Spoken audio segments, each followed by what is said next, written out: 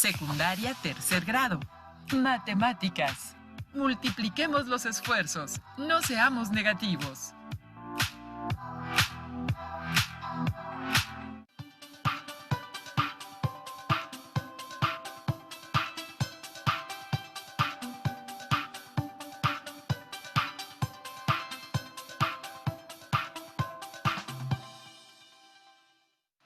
Bienvenidas y bienvenidos a la programación de Aprende en Casa. Esperamos que se encuentren muy bien. En esta sesión abordarán contenidos de la asignatura de matemáticas de segundo grado de secundaria. Así es. Más específicamente, resolverán problemas de multiplicación y división de números enteros, fracciones y decimales positivos y negativos. Quédense con nosotros, porque esta sesión les ayudará a reforzar sus aprendizajes y así a aprovechar este periodo en el que todos debemos quedarnos en casa para superar la contingencia.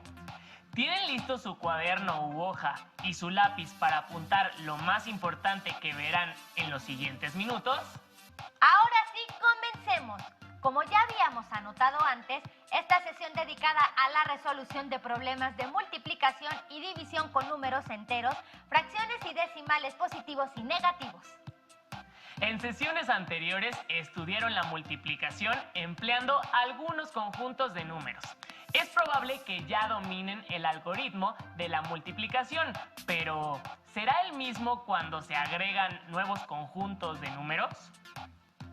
A continuación, les invitamos a ver un recurso audiovisual que les permitirá comprender mejor lo que se conoce como reglas de los signos para la multiplicación, para lo cual requerirán ubicarse en un plano cartesiano.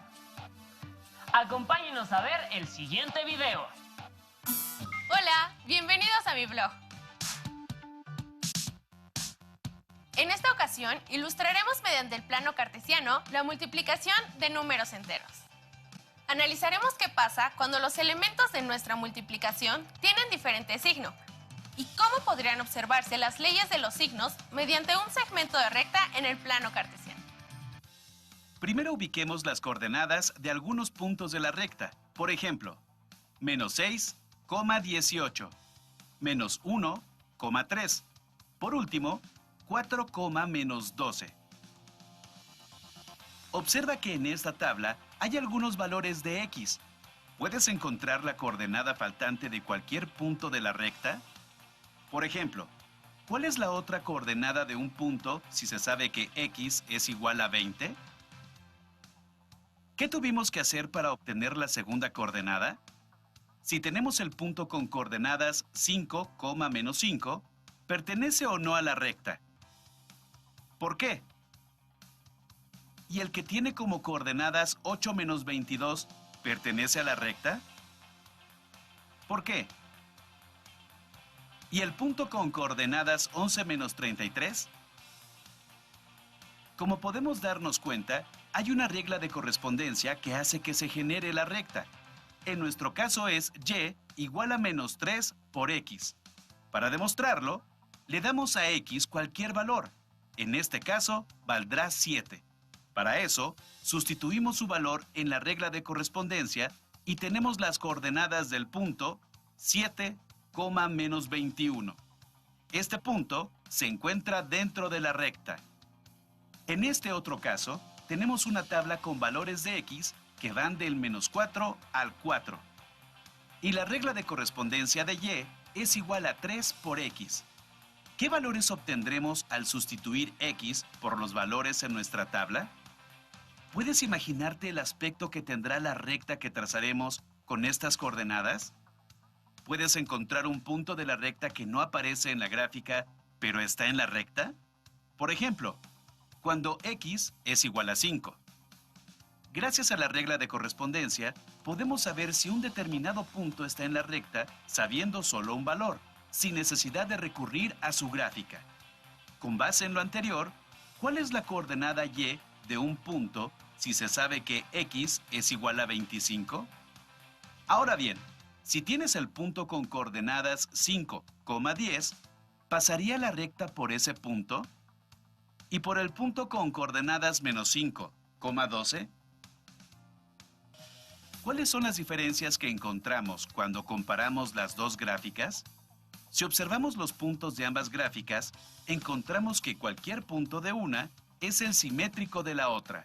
Por ejemplo, 2, menos 6 y 2,6. Basándonos en este ejemplo, ¿podríamos afirmar que cualquier valor que se asigne a las variables cumplirá con lo anterior?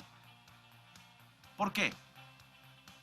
Si observamos las dos reglas de correspondencia, nos percatamos que son semejantes. Solo cambia el signo de la pendiente. ¿Qué obtuvimos cuando la pendiente era negativa y la multiplicamos por un entero negativo? ¿Y cuando la multiplicamos por uno positivo? ¿Y cuando la pendiente era positiva, qué ocurría cuando la multiplicábamos por un número negativo y por un positivo?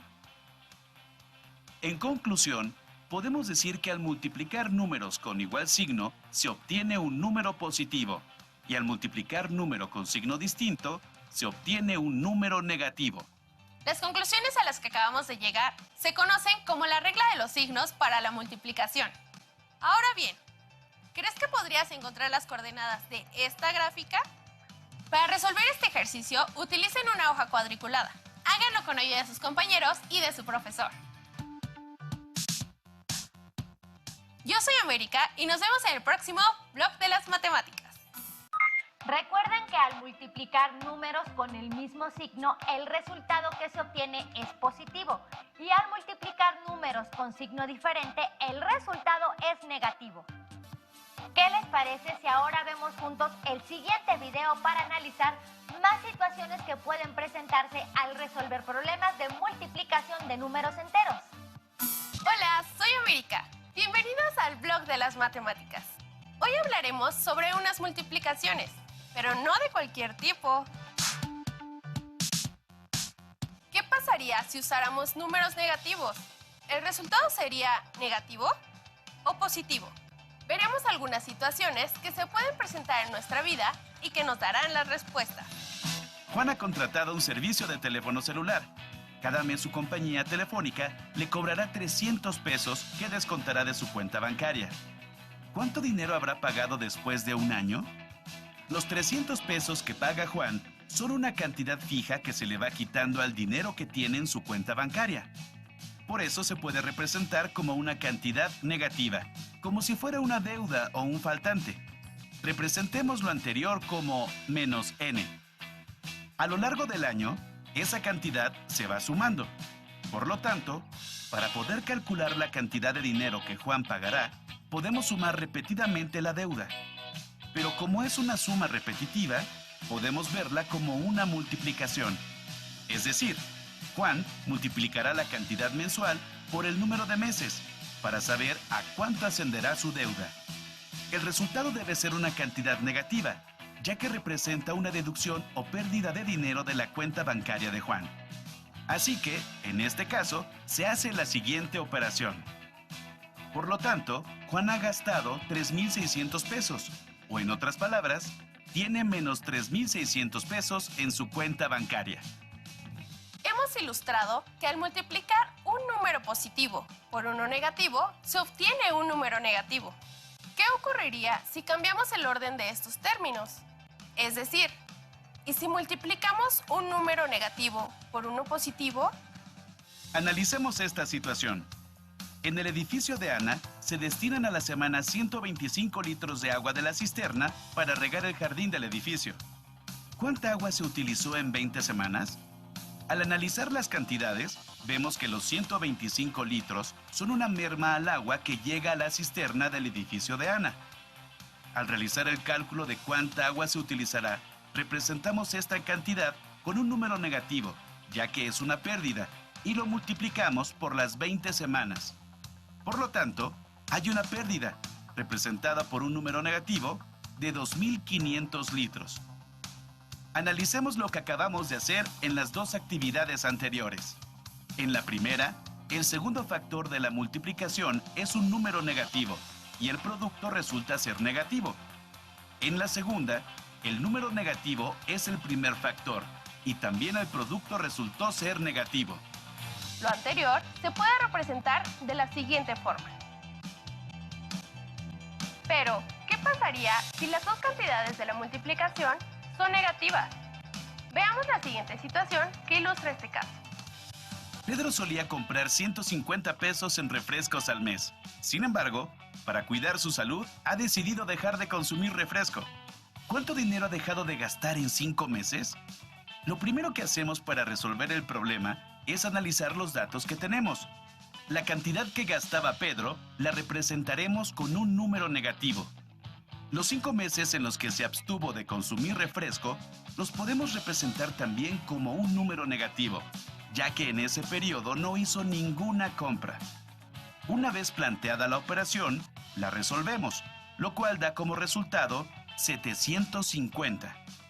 Ahora bien, si el gasto que Pedro hacía se representó como una cantidad negativa, entonces la cantidad que no gastó resulta ser un ahorro, de modo que debe representarse como un número positivo, ya que es lo contrario a un gasto.